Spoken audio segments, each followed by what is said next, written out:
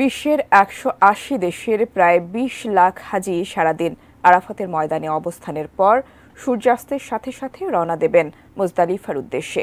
Saudi আরব থেকে বিস্তারিত জানিয়েছেন প্রতিনিধি সাজিদুল ইসলাম।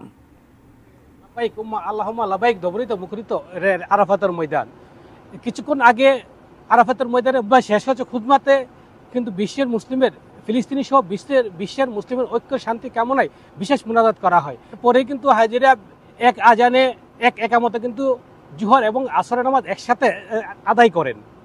হাজিরা এখন ব্যস্ত সময় পার করছেন ইবাদত বন্দুকের মাধ্যমে।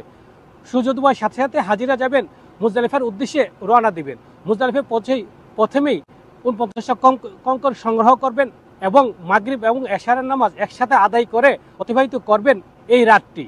তারপর আগামীকাল সকাল ফজরের নামাজ পরে মুজদালিফা থেকে রওনা দিবেন। মিনায় পৌঁছে প্রথমেই জামারাতে শয়তানকে ৭টি কঙ্কর নিক্ষেপ করে মাথা মণ্ডল করে শেষ করবেন হজের মূল আনুষ্ঠানিকতা।